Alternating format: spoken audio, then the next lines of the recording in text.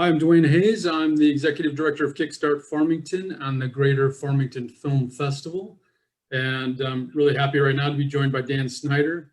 Dan is a musician and started the band Paper Lights. And Dan and his band embarked on a project that involved recording at national parks across the country, and then created a film of this experience. So welcome, Dan. Happy to have you. Thank you. Good to be here. So how did this project come about? How did you decide to record in national parks and make a video and make a film of it? Yeah, always loved the outdoors. Grew up on a 52-acre campground, and it's just always kind of been a part of our lifestyle, I guess. So it's constantly looking for ways to merge my love for the outdoors with our love for music. And I don't know why national parks have never really dawned on me, but I had a weird dream about it one night, and I literally woke up thinking, I don't want to live the rest of my life knowing I didn't do this idea. Yeah. And it did kind of, excuse me, it did kind of evolve over time from into what we ended up doing. But for the most part, we just wanted to, create some kind of music in national parks, and it was a great experience. And so what were some of the sounds you gathered from those parks that you were recording? Yeah, we were able to find a lot. We found percussion was the easy one, right? Because a lot of redwood trees would just go around, banging on. We found birds and some really strange sounds and creeks and canyons, different rocks and things. We're able to basically build a drum kit. Josh was actually able to record wind in a canyon and then find the so much over my head, technicality, but he was able to find the dominant frequency in those sounds and create an organ out of wind, specifically from one canyon. It's just a lot of stuff like that. That's great. Now, did you credit the canyons and all these sounds? They got no credit. All the liner notes? We stole it right from them. Yeah, okay. All right. So we'll get to hear some of that music in this movie, right?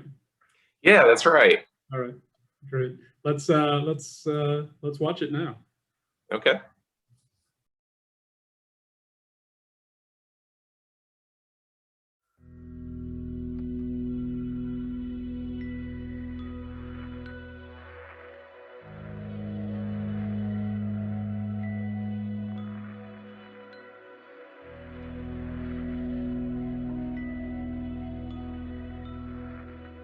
I really wanted to somehow merge our love for music with our love for the outdoors and a change of scenery every day and finding a way to just wake up in a different environment and see how that would affect the way that we created things.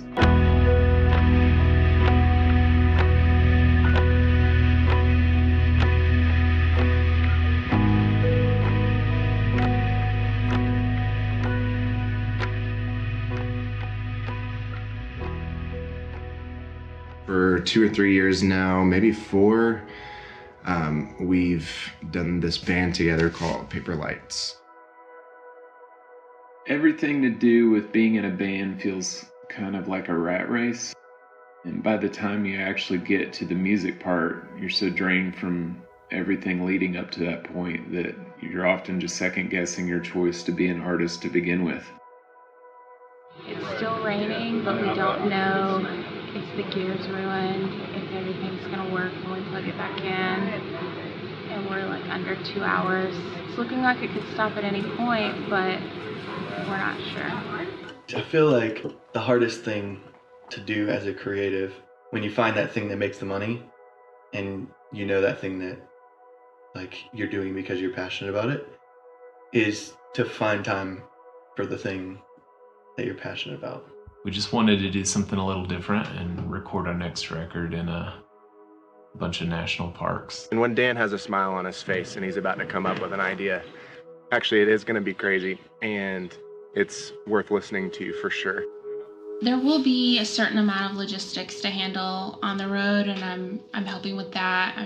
My background is also in photography, so doing a fair amount of that. You know, there's something in the middle of that risk and wanting to try something new that actually entices us. What's crazy to me is after talking to over 80 different artists, so many of us have the same or similar challenges. I mean, everyone's trying to keep paying the bills and do something they love.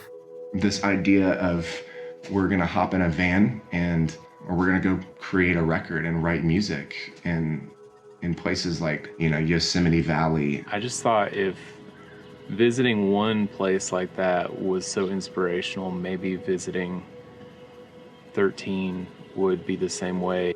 It's a lot about what we can find in nature and just capture samples and try to start processing those into something that sounds like music.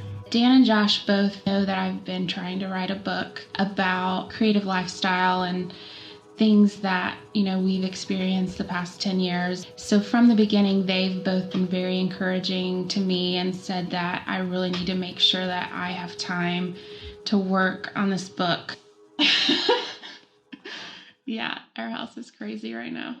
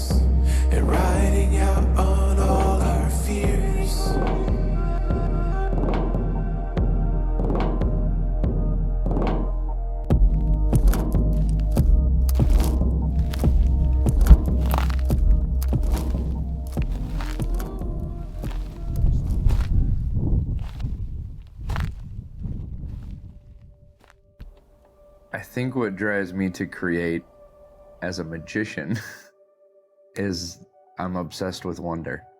And the story of a piece of art and why it was birthed and being like, this was my personal interaction of why I came to this, you know, final medium and birthed this piece of art. The act of storytelling, the imagination behind it, it's just something that's fun for me, and it's something that I naturally do in my life. The value of art in the context of now, in the present tense, is having a conversation that can't be had otherwise. When it's meta, when it's art, you know, you can look at it and you can say, oh, I think I know exactly what they're talking about. I'm trying to function, but I have melodies going on in my life and I'm humming all the time. Everybody around me hates me. And so I just, I have to do it. I think that life is missing the magic that you had when you were a kid. You know, when you go to Disneyland for the first time, or when it's Christmas morning and you don't know how the presents got there. And, you know, a time in history when we can find out anything at any time, to give people a moment of pause and have them go, hey, maybe I don't have it all figured out. This is our friend JoJo's guitar.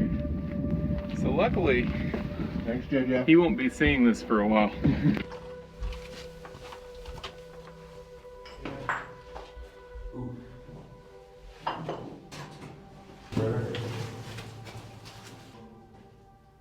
Want to see where it keeps going?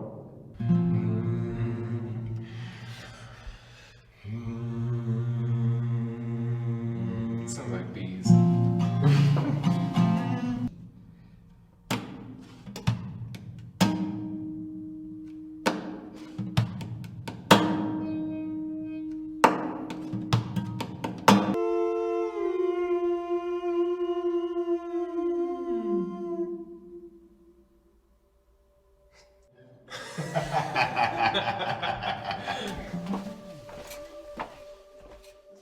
Well, we didn't expect to find an abandoned cave to explore, and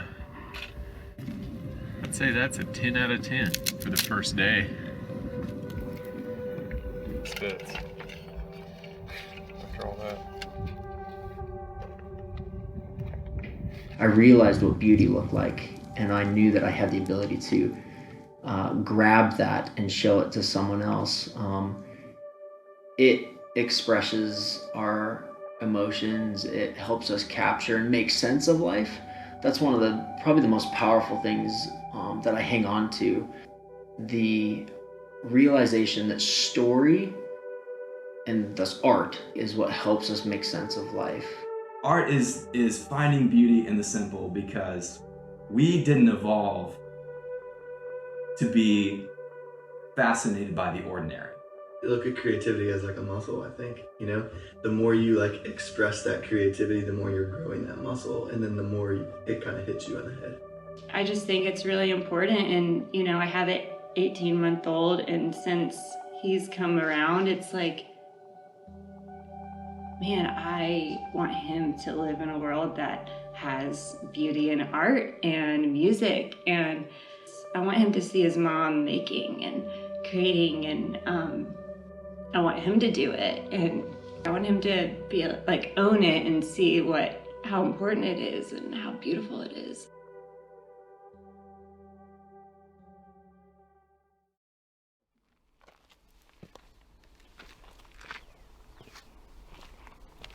We're at the Rio Grande River, and Josh is deep in his process of sampling with his iPad and some headphones and the Zoom. And he likes to take a lot of different sounds that he finds from rocks and sticks and just noises around and turn them into samples and stretch them, and he's just doing his thing back there. But we all know that it'll sound good, so we're gonna leave him alone for a minute. The goal was to, of course, take the sounds that we're getting in the parks and make them musical, make them melodic. So what I've got right now is just this guy, which is wind that was captured from Arches National Park. We just set up a little mobile recorder. And so now all I've done is I've taken what we did in the computer world and put it on the keyboard. So now it's playable. So now what we're left with is wind that's playable.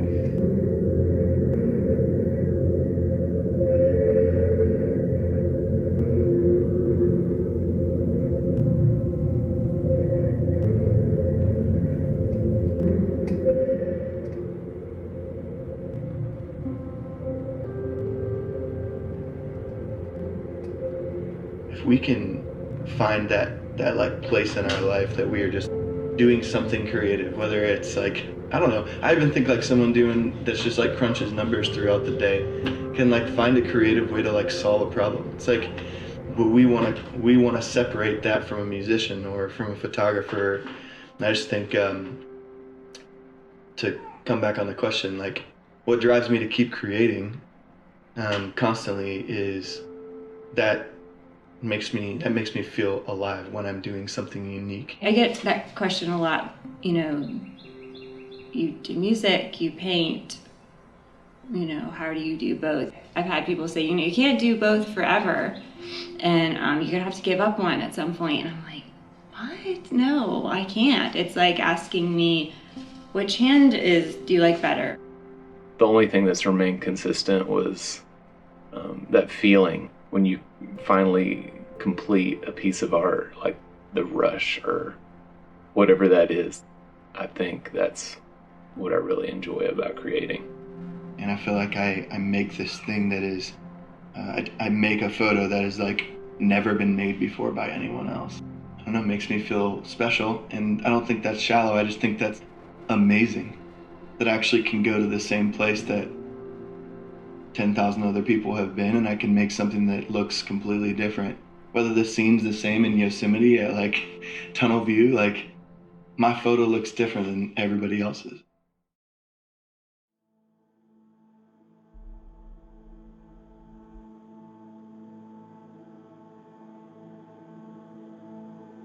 Hi, I'm stranded and I need to get a car towed from where we're at in Bryce City, Utah.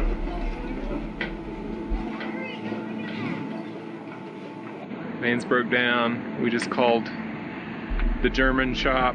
They don't know what's wrong with it really. They told us some parts to get, and we are hundreds of miles from any diesel mechanic. Originally quoted $400 for the tow. This guy told Josh $500. He went to about 90 miles. Yeah, about $500 maybe. About. Let's round it up. Yeah. Several dropped calls and being transferred at least a dozen times. A tow truck is allegedly on the way, but they're 2 hours away. 2 hours. We're stuck in the parks.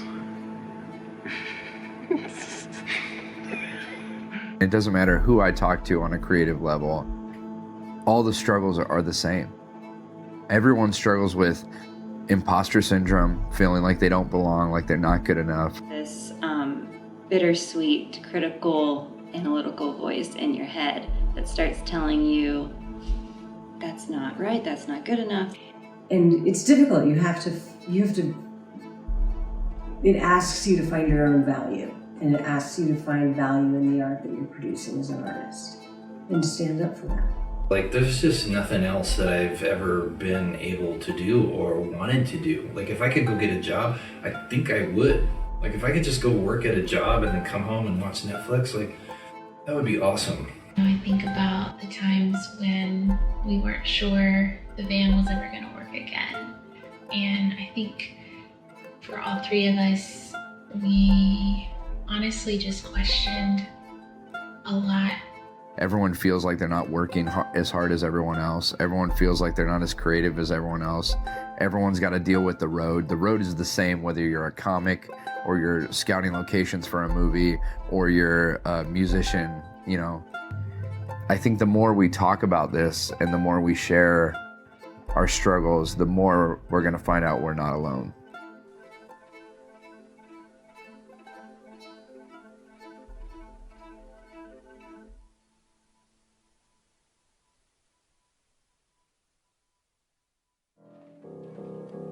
Perfect, Josh. Yeah, it is.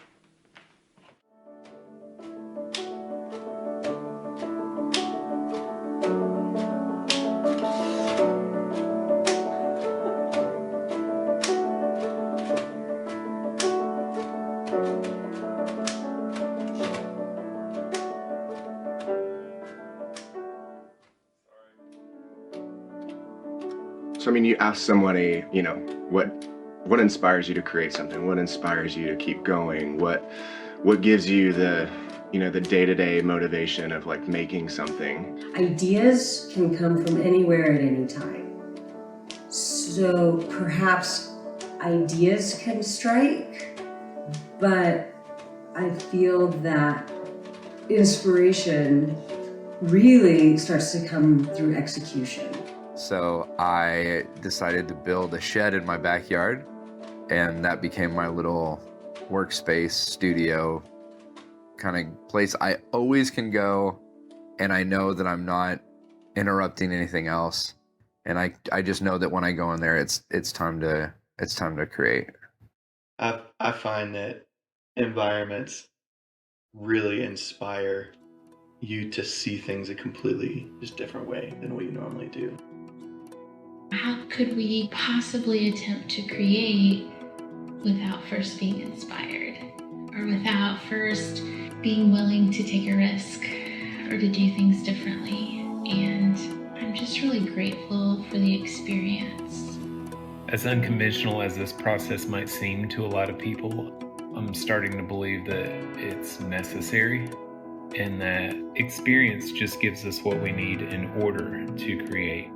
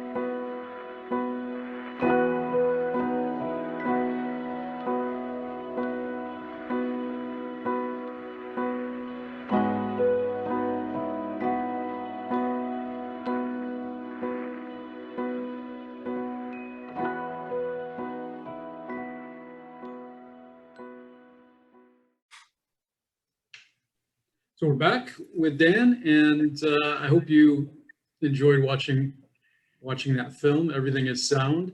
So it took you like 2 months, or over 2 months, or 2 months, like 24 states or something to complete this?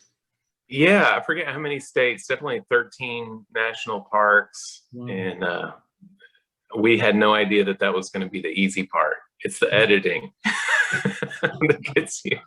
Yeah. Luckily for COVID, we had some time. Yeah, really. So what experiences, what memories about that time really stand out to you?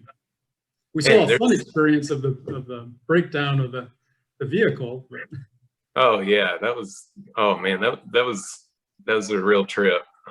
Finding somebody to tow us 5 hours away to the nearest town, it's just insane. Yeah. It's more frustrating when you don't see an end to it. It's like, could we be here for 5 days? And I bet. And what are we going to do for those 5 days? What are we going to do for the next 5 hours, right? Oh, we were really lucky and fortunate to find some locals that helped us with that. So that's one of the things I would say were the highlights of those trips, were just meeting people that you don't forget, and just generosity, and like people that you otherwise couldn't have accomplished your goals without, and you didn't see it coming, that was definitely one of those days. I tell a lot of my friends that are like embarking on like a hard hike or something, like, I feel like when you're in the moment, it's just kind of misery and it kind of sucks. And like, I felt that way a lot about some of the experiences on that trip, just a lot of discomfort. Camping is fun until you've done it for a few weeks. And, after that, just it becomes a grind. And some of the memories of that somehow become nostalgic in a way that you can't accomplish otherwise. And I feel like that's what I appreciate the most about it. Like if you get out and do a hard hike or something, it's just like, I hate this in the moment. And then like, despite all the scenery and everything, but later, like months down the road, you'll remember the highlights of that. You're like, that was a hard experience, but that's why I loved it. How did it change the relationships among all of you taking part in it? I felt like at the time it made our relationships better in a lot of ways. Like you just grow closer, and you learn people's quirks, and if they survive with you. Yeah, if we all survive it. Yeah. That's great. Good. There are these interviews with other artists in there, and I found those intriguing for a number of reasons. But our mission with KickstART Farmington and with the film festival has always been grounded in the belief that the arts can help us build better community, can help us become better neighbors, and see the world in a different way. And it sounded like from watching that some of those artists were part of your artistic community and have been an inspiration to you. How did all of that come about? Yeah, we intentionally interviewed only artists in our community, and no bigger names either. Even before COVID, like with the digitization of all media, it's just been a constant challenge for artists to find compensation. And we really wanted to give a voice to people in our community that were like blue collar, hardworking musicians and artists that are making things happen. And I felt like their answers to these types of problems that they had an intimate relationship with were some of the most inspiring I've heard. And it was just a real honor to, get to give a voice to people in our own community that have the same problems that we do with, being an artist. And it was just a really better experience. I found it, I didn't want this thing to be all about me or our band. We're trying to include these people anyway. And like, I was more than overwhelmed by the quality of their interviews. It was actually the hardest part of the process to edit out some of the nuggets of wisdom that they provided. Yeah. Yeah, and there were a lot of nuggets of wisdom. They're full of them, man. Those people inspire me. They're part of why I do what I do, for sure. That's great. So you've also recorded music for that has been in commercials, TV. Is that right? TV, film. Yeah, some films, some television shows. How has that process been different from writing for yourself, or has it been where a project picks up on something that you've already created personally, or are you commissioned to do something, and what's that process been like for you? It was pretty different. I can't speak a lot to scoring our own film because we really did that with a lot of the songs that we created from the project. I was able to sit down and it's interesting when you think about what kind of mood you want a scene to have, or, and you're able to create that out of something that you feel yourself versus a director or somebody in charge of a film telling you what they want and what it needs to feel like. I found that pretty rewarding. And then, for time constraints for festivals and whatnot, we had to cut a lot of that out of the final film too. I think I had a 45-minute version at first, and everyone was like, no, you can't do that. It was rewarding either way. It was fun to go through the process, even if it didn't end up getting used, Mm-hmm. So what was the final project music-wise? How many did you release an album, and it had how many songs, and how did that work? We released it in 4 parts, and it was a total of 13 tracks, I believe. And, we didn't write the entirety of every song in national parks, but we at least started them. We decided to create banks of sounds to pull from. And over the months following the initial project, we just, stayed in the studio full time until we got it done, just cranked out songs, and a lot of them got cut. And I don't know, somehow we ended up with 13, which seemed fitting considering we went to 13 national parks, and it wasn't one per park or anything, but it just worked out that way. Mm-hmm. Okay. I kind of wanted to go back here real quick to kind of the work that you've done for film. Is that something you'd be interested in doing more, scoring, or is that something you've thought about doing in the future? Yeah. I feel really lucky to have gotten those jobs, and I've had a really good publisher that's fought for us and got a lot of it for us. Yeah, I would love to continue that. Have been continuing it. It's even more rewarding for me when somebody picks something that you've already written and uses it for film. Not sure why, but I enjoy that piece of creating music. I also have a passion for supporting other artists. I play keyboards in bands for other artists, and I found that, to be really fulfilling for some reason, just not even being a front man or having, to write all the music, just, filling that space for someone else and being able to support them. I don't know. I just find that so fulfilling. Yeah. So, I would imagine that having someone select one of your songs is fulfilling, in part because then they recognize your greatness already, right? They said, this song is so great, I have to have it. Yeah, it's a huge compliment for sure. Anytime someone uses it. We've joked a lot because we've had a few placements on MTV's Teen Mom. And it's you never write a song thinking this is going to be the soundtrack for teen pregnancy. but at the same time, I'm so honored that they've done that, you know, like I could balk at it, but like as an artist, I'm still so grateful. No matter how it gets used, someone saw quality, or you know, they had a vision for something you created and how it works with what they're creating, and I just find that really honoring. It's fantastic. So let's just assume that all of the top filmmakers working today are watching this and are looking for someone to score their film. Is any particular filmmakers you would love to work with out there? Oh, that's a tough one. I haven't thought about filmmakers a lot.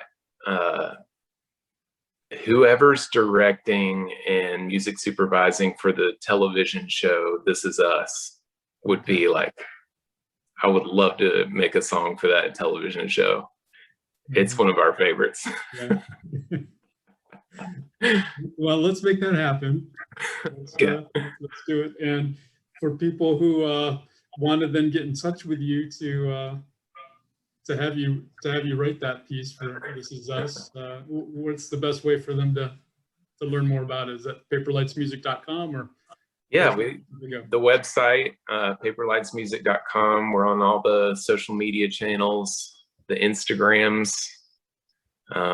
Yeah, we're out there. So Paper Lights Music. All right. Well, thanks so much for your time, and thanks for sharing your film, Dan. We appreciate it. Thank you, Dwayne. I'm honored. All right. Take care. Take care.